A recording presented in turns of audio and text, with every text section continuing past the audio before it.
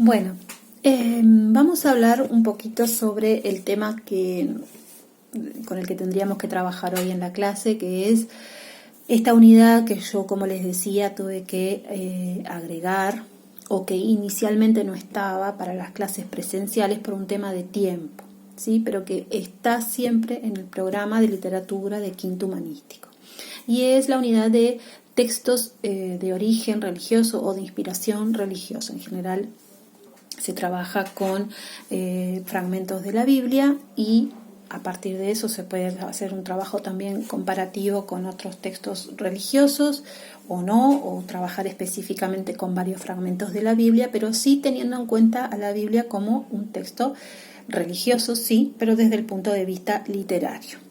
¿Sí? Para entender eso, o para entender el texto literario o los fragmentos desde el origen literario de la Biblia, tenemos que primero saber los orígenes de ese libro llamado la Biblia, ¿sí? Como libro religioso. En realidad la Biblia es un conjunto de libros escritos a lo largo de mucho tiempo, aproximadamente 1000 años, de origen sagrado, por supuesto, de origen religioso, tanto para el cristianismo, considerado obviamente la religión predominante para la Biblia, como para el judaísmo, es decir, para la religión judía.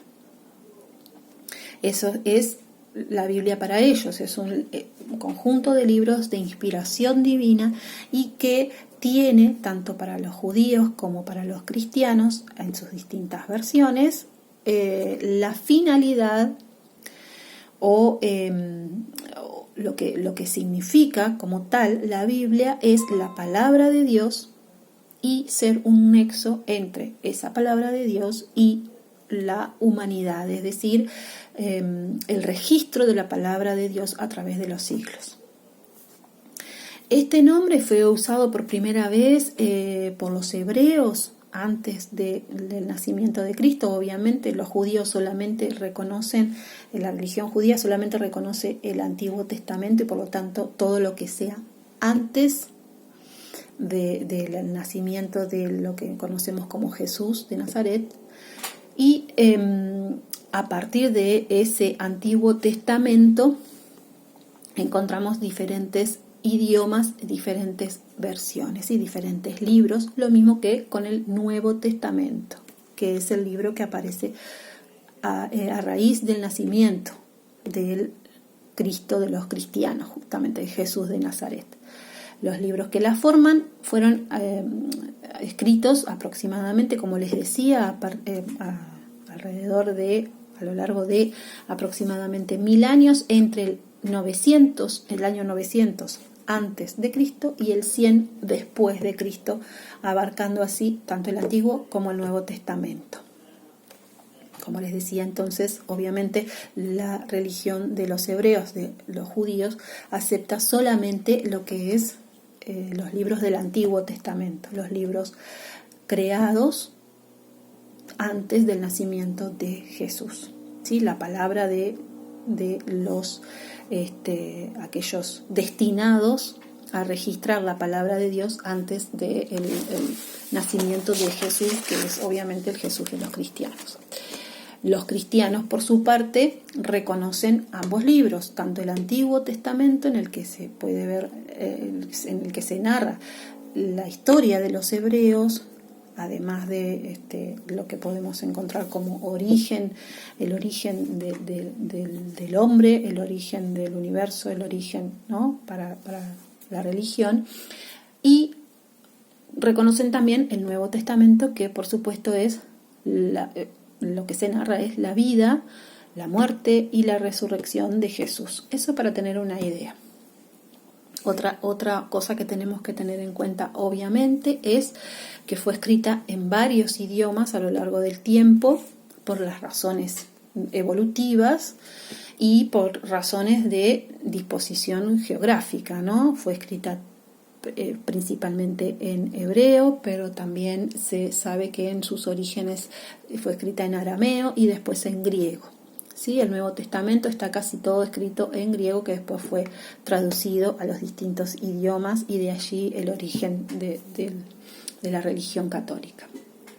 De la misma manera podemos apreciar en la Biblia, además de distintos idiomas, distintos géneros literarios que aparecen, ¿no? Se entremezclan a lo largo de tanto del Antiguo como del Nuevo Testamento, el género lírico, el género dramático incluso, y la prosa histórica. La prosa histórica, es decir, narración de historias, de hechos ocurridos a lo largo de la historia. El género lírico o la poesía, que puede estar destinado tanto del lado profético, del lado simplemente lírico, o sea, de la expresión de los sentimientos, del lado apocalíptico. ¿Sí? Ustedes saben que hay una parte de la Biblia al final del Nuevo Testamento que es el Apocalipsis, en el que se narra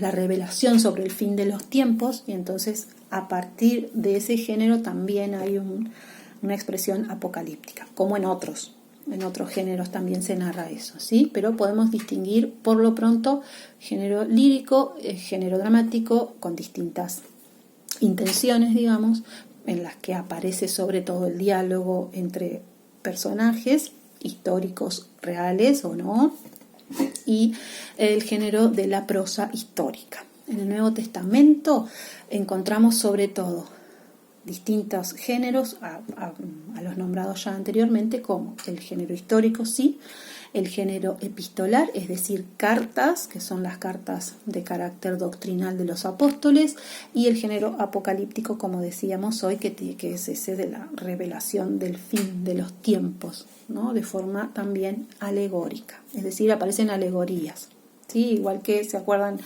Aparecían alegorías en la Divina Comedia. O sea, imágenes, símbolos para representar algo que se quiere transmitir.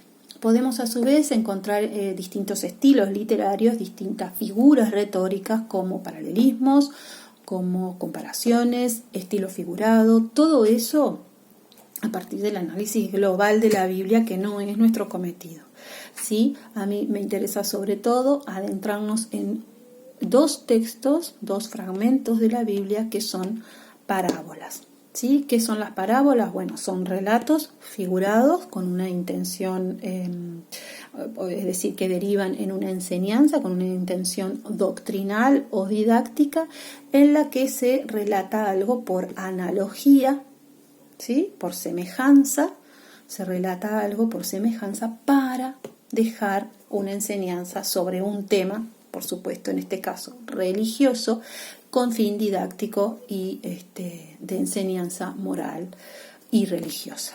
Nosotros vamos a trabajar, no en este video, pero sí en las siguientes clases, pero me interesa que ustedes sepan el origen de lo que es la palabra, las parábolas de la oveja perdida y la parábola del hijo pródigo.